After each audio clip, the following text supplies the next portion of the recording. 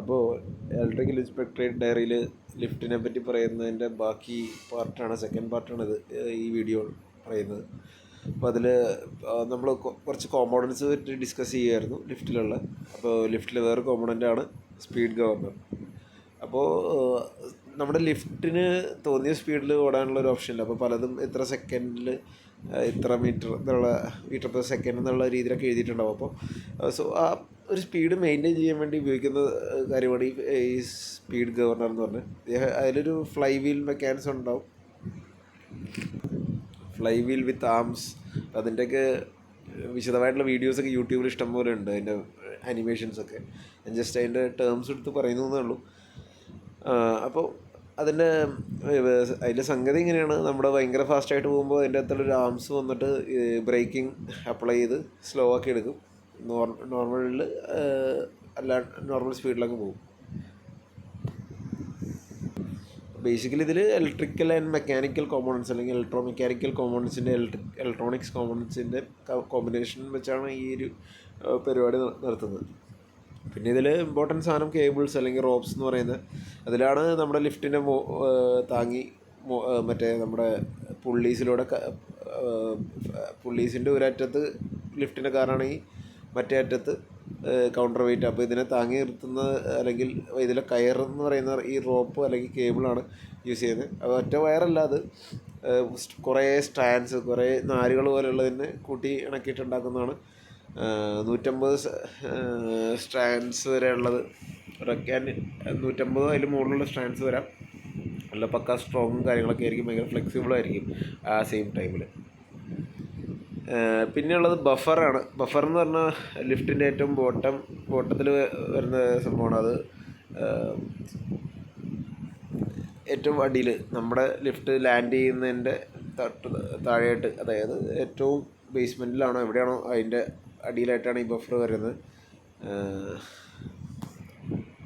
I mean bottom of നമ്മുടെ കാറിൻ്റെ ബോട്ടത്തിലാണ് വരുന്നത്, പിന്നെ കൗണ്ടർ വെയിറ്റിൻ്റെ ബോട്ടത്തിലും വരുന്നുണ്ട്. അപ്പോൾ ഇതാണ് മറ്റേ കൈനറ്റിക് എനർജി അക്യുമുലേറ്റ് ചെയ്ത് അല്ലെങ്കിൽ അതിനെ ഡിസിപ്പേറ്റ് ചെയ്യാൻ സഹായിക്കുന്നത്. സ്പീഡുള്ളൊരു സാധനത്തിന് വലിച്ചെടുക്കുന്ന ഒരു സ്പ്രിങ് ആക്ഷനിലൂടെ വലിച്ചെടുക്കുന്ന അല്ലെങ്കിൽ അതിൻ്റെ ഒരു സ്പീഡ് വലിച്ചെടുക്കുന്നൊരു സംഭവം ബേസിക്കലി. അതായത് അതിൻ്റെ ഒരു എനർജിയെ നമ്മൾ എടുത്ത് ഭയങ്കര കൂടിയ എനർജിയെ എടുത്ത് കളയാൻ ഉപയോഗിക്കുന്ന ഒരു എക്യുപ്മെൻ്റ് എന്ന് വേണമെങ്കിൽ പറയാം.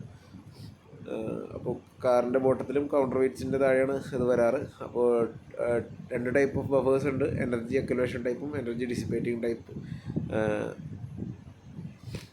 എനർജി ഡിസിപ്പേറ്റിംഗ് ടൈപ്പ് സാധാരണ യൂസ് ചെയ്യുന്ന ലിഫ്റ്റുകളുടെ സ്പീഡ് 1.5 മീറ്റർ പെർ സെക്കൻഡ് ആ range വരുന്നതിലാണ്.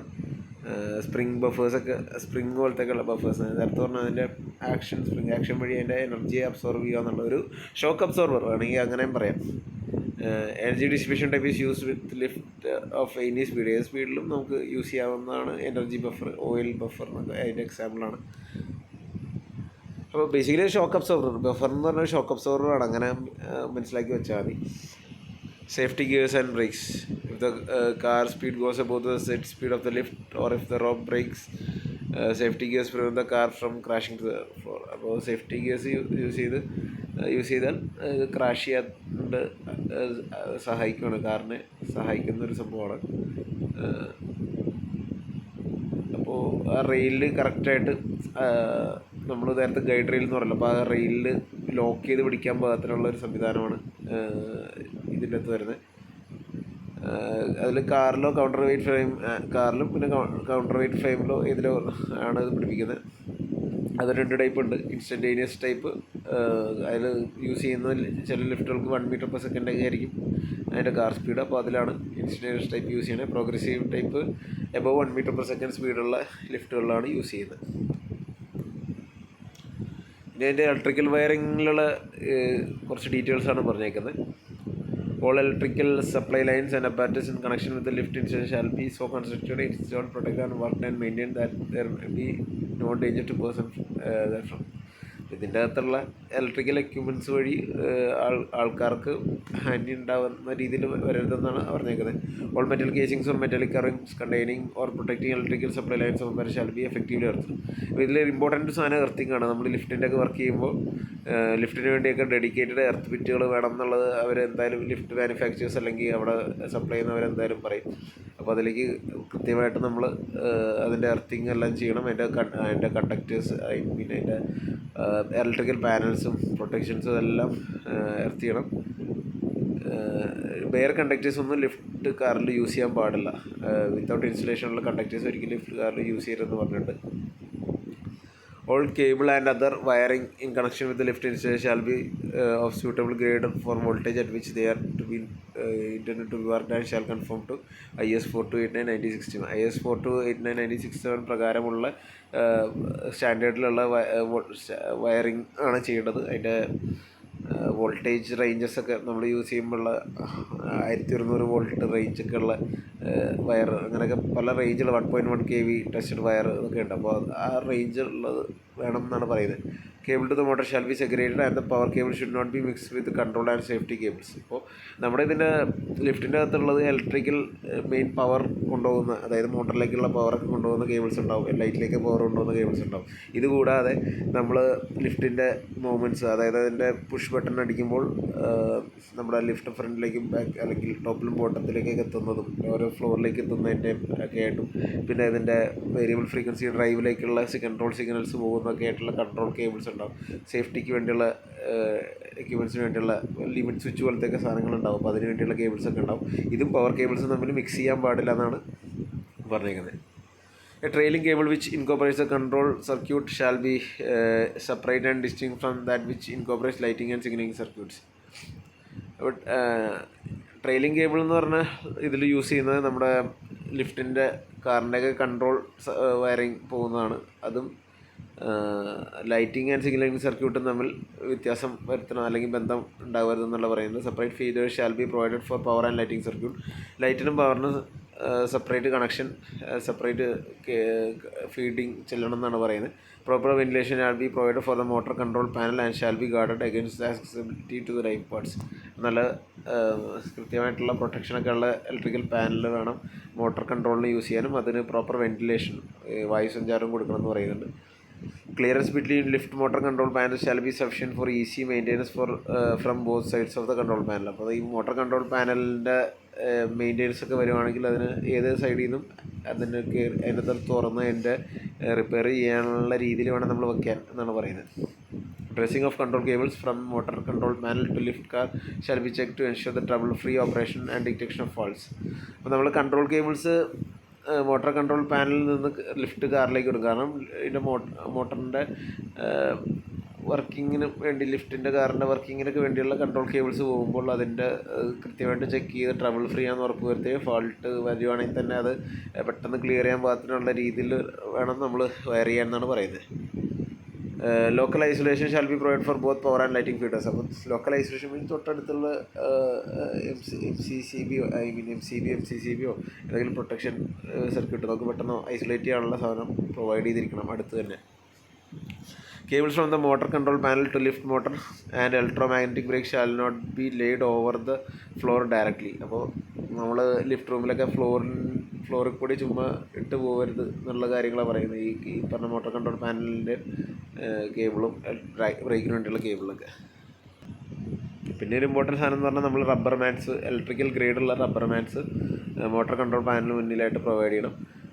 Earthing conductor shall be secured to earthing terminal in accordance with the recommendation made to IS 3043-2018. IS 3043-2018 പ്രകാരമുള്ള രീതിയിൽ എർത്തിങ്ങും കാര്യങ്ങളൊക്കെ ചെയ്യണം. ലേറ്റസ്റ്റ് ആയിട്ടുള്ള സെൻട്രൽ ഇലക്ട്രിക്കൽ അതോറിറ്റിയുടെ റെഗുലേഷൻസ് പ്രകാരം എല്ലാം മെയിൻറ്റെയിൻ ചെയ്യണം എന്നുള്ള കാര്യങ്ങളാണ് പറയുന്നത്. It is recommendatory that the lift car be provided either with an emergency signal that is operative from the lift car and audible outside the lift well or with a telephone. അപ്പോൾ നമ്മൾ കണ്ടിട്ട് ലിഫ്റ്റിലൊക്കെ telephone use ചെയ്ത് കണ്ടിട്ടുണ്ട്, അല്ലെങ്കിൽ emergency സിഗ്നലിൽ എന്തെങ്കിലും ഒരു വ്യക്തമായിട്ടുള്ള സംഭവം നമ്മൾ കൊടുത്തേക്കണ ലിഫ്റ്റ് കാറിലൊക്കെ കയറുമ്പോൾ നമ്മൾ കണ്ടിട്ടുണ്ട്. അപ്പോൾ അതിൻ്റെ കേസാണ് പറയുന്നത്. The supply to the alarm system should be taken from the machine room light circuit. അപ്പോൾ ഈ പറഞ്ഞ സിഗ്നലിംഗ് ആണ് നമ്മൾ കൊടുക്കുന്നത്. അപ്പോൾ അതിനുവേണ്ടിയുള്ള സപ്ലൈ ഒക്കെ നമ്മൾ ലിഫ്റ്റ് മെഷീൻ റൂമിൽ നിന്നുള്ള ലൈറ്റ് സർക്യൂട്ടിൽ നിന്ന് കൊടുക്കണം എന്ന് പറയുന്നത്. When the lift is operated through generator, the capacity of generator should be 6 times the rating of the lift motor in kilowatt and 4 times in the case variable voltage, variable frequency lift motors. അപ്പോൾ ഇപ്പം മിക്കതിലും variable voltage, variable frequency VVVF drives use ചെയ്തിട്ടാണ് motor work ചെയ്യുന്നത്.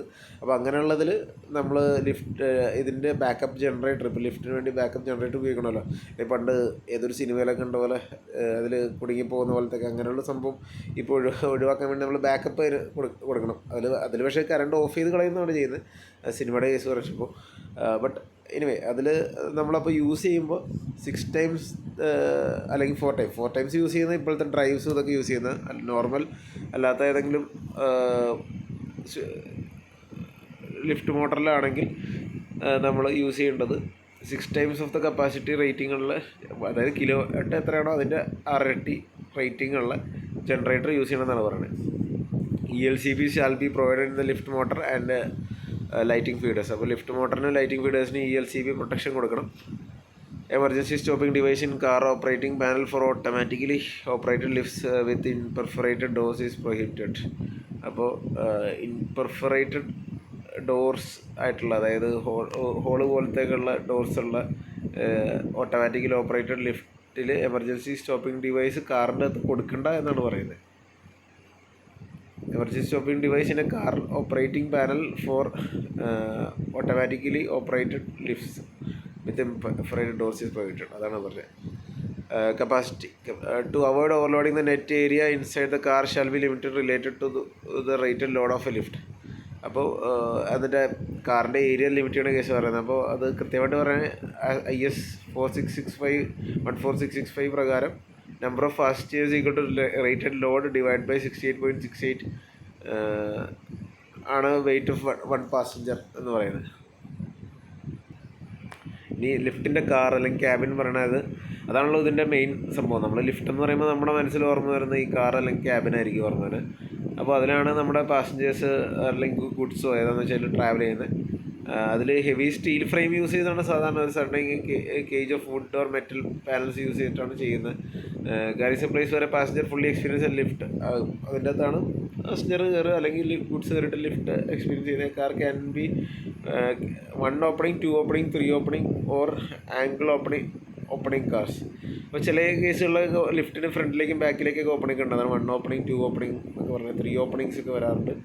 Opening car has only 1 entrance, 2 opening. 2 opening കാറിന് 2 entrance which are diametrically opposite ആയിരിക്കണം എന്ന് പറയുന്നത്. 3 opening cars has 3 entrance. Angle opening cars 2 openings which are 90 degree apart. Angle opening 90 degree apart ആയിട്ടുള്ള ഓപ്പണിങ്സും വരാം. only permissible openings in a car are car doors, emergency trap doors and ventilation apertures.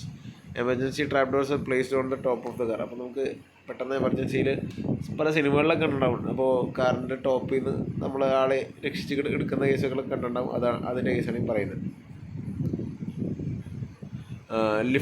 Lift car പറയുന്നുണ്ട്. Emergency stopping device in a car operating panel for automatically operated lifts with imperforated door is prohibited. നേരത്തെ പറഞ്ഞ same case തന്നെ emergency stopping car operating പാനലിൽ കൊടുക്കാൻ പാടില്ല imperforated doors ആയിട്ടുള്ള ലിഫ്റ്റിൽ.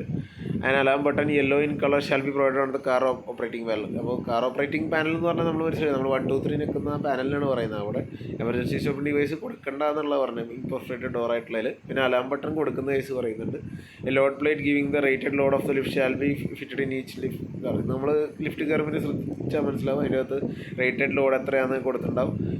Four passenger lifts that the rated load shall be given in number of persons and kilograms. അപ്പം എത്ര ആൾക്കാരെന്ന് അല്ലെങ്കിൽ മാക്സിമം കപ്പാസിറ്റി ഇത്ര, പിന്നെ അതുകൂടാതെ എത്ര കിലോഗ്രാം എന്ന് പറഞ്ഞ് കൊടുക്കാറുണ്ട്. അപ്പോൾ net inside car areas for various passenger capacities with corresponding minimum rated load shall be given in table 32. അപ്പോൾ ഇനി നമ്മൾ ഇതിൻ്റെ ഒരു ടേബിൾ ഉണ്ട്, എത്ര പാസഞ്ചർ അതിൻ്റെ ഏരിയാസ് അങ്ങനെയുള്ള കാര്യങ്ങളൊക്കെ കൊടുത്തിട്ടുള്ളൊരു ടേബിളുണ്ട് റെഫർ ചെയ്യാൻ വേണ്ടി. പിന്നെ ഈ കാറിൻ്റെ floor shall have sufficient mechanical strength to sustain forces during normal operation. അപ്പോൾ നല്ല ബലമുള്ള അടിഭാഗം വേണം എന്നുള്ള പറയുന്നുണ്ട്. Safety gear and operation and impact of car to its buffer. അപ്പോൾ ഇത് ലാസ്റ്റ് ഒന്ന് ബഫേഴ്സിൽ തട്ടും, നമ്മുടെ സ്പ്രിങ് ആക്ഷനുള്ള ഷോക്ക് അബ്സോർബറിൽ ഇത് തട്ടും. അപ്പോൾ അതൊക്കെ ഏറ്റെടുക്കാനുള്ള കേപ്പബിലിറ്റി ഉള്ള സാധനം വേണം. ഫ്ലോസും മാർബിൾസൊക്കെ വെച്ച് വെക്കാറുണ്ട്. May be made of marbles, granites and customise as per client requirements. അതൊക്കെ ചെയ്യാറുണ്ട്. മെയിൻ ഇതിൻ്റെ മുകളിലായിരിക്കുന്നേ ഉള്ളൂ, നമ്മുടെ ഇങ്ങനെ മെറ്റൽ ഫ്രെയിം അതിൻ്റെയൊക്കെ മുകളിലായിരിക്കും. ഇനി കാറിൻ്റെ car ceiling shall be able to resist ക്യൂബർസം applied during the maintenance operation without permanent deformation. അപ്പോൾ നമ്മൾ മെയിൻ്റെനൻസിലൊക്കെ കാറിൻ്റെ മുകളിലെ സീലിങ്ങിലൊക്കെ ആയിരിക്കും ചെയ്യുന്നത്. അപ്പോൾ അതിൽ ഡിഫോർമേഷൻ അല്ലെങ്കിൽ അതിൻ്റെ ഷേപ്പ് ഔട്ടാവുന്ന രീതിയിലുള്ള സാധനം വേണം ചെയ്യാൻ.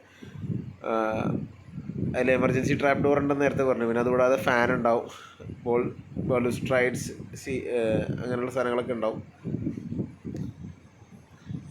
Ceiling is also main source of light, അവിടെ ലൈറ്റും ഉണ്ടാവും. അപ്പോൾ നമ്മളിപ്പോൾ പറഞ്ഞ കാര്യങ്ങളുള്ള ഒരു കാറിൻ്റെ പടമാണ് കാണിച്ചിരിക്കുന്നത്, കാർ സീലിംഗ്. അപ്പോൾ അതിൽ ബാലുസ്ട്രൈഡ് എന്ന് പറഞ്ഞാൽ നമ്മുടെ ഹാൻഡ് റെയിൽ പോലെ ഫ്ലോർ ഫാൻ ഉണ്ടാവും, കാർ ഡോർ ഉണ്ടാവും,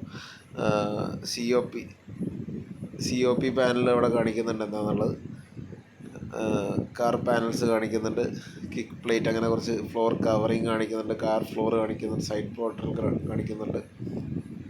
ഇതൊക്കെയാണ് ഇതിൻ്റെ മെയിൻ പാർട്ടുകൾ വരുന്നത്. നമ്മൾ ലൈറ്റിങ്ങിന് വേണ്ടി ഇപ്പോൾ LED ലൈറ്റൊക്കെ യൂസ് ചെയ്യുന്നുണ്ട്, സ്പോട്ട് ലൈറ്റ്, ഫ്ലോറസെൻ്റ് ലൈറ്റെല്ലാം ചെയ്തിരുന്നു. ഇപ്പോൾ മിക്കത് LED ആണ് വരുന്നത്. എമർജൻസി ട്രാപ്പ് ഡോറിനെ പറ്റിയും പറയുന്നുണ്ട്. This can be open from inside of the car with a triangular key. അപ്പോൾ ഒരു കീ വേണം അതിന് വേണ്ടി. And also from the outside the car without using key. അപ്പോൾ കാറിൻ്റെ പുറത്തുനിന്ന് കീ ഒന്നും ഇല്ലാണ്ട് ചുമ്മാ പുറത്ത് തള്ളിയെടുക്കാം.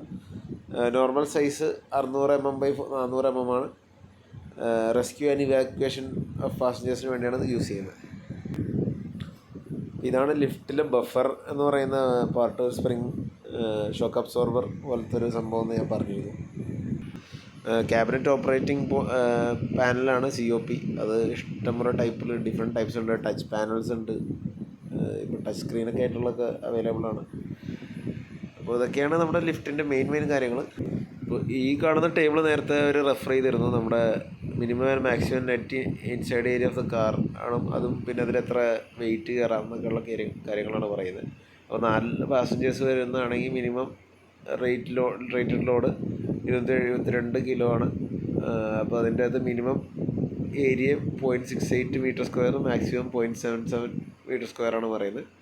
അങ്ങനെ ഓരോ ലെവൽ ഓഫ് പാസഞ്ചേഴ്സ് 29 വരെയുള്ളതൊക്കെ ഇവിടെ കൊടുത്തിട്ടുണ്ട്. 29 നമ്പർ ഓഫ് പാസഞ്ചേഴ്സ് വരുമ്പോൾ ഓൾമോസ്റ്റ് 2000 കിലോയിൻ്റെ അടുത്തൊക്കെ വരുന്നുണ്ട്. അപ്പോൾ അതിൽ 4 മീറ്റർ സ്ക്വയർ ഏരിയ വരുന്നത് മിനിമം ഏരിയയും മിനിമം 4ൻ്റെ അകത്ത് തന്നെ നിൽക്കുന്നത് 4.08 4.18. അപ്പോൾ ആ റേഞ്ചിലാണ്, മീറ്റർ സ്ക്വയറിലാണ്.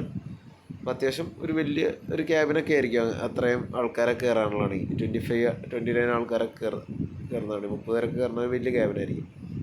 സോ അതാണ് അതിൻ്റെ ഒരു ഉള്ളടക്കം.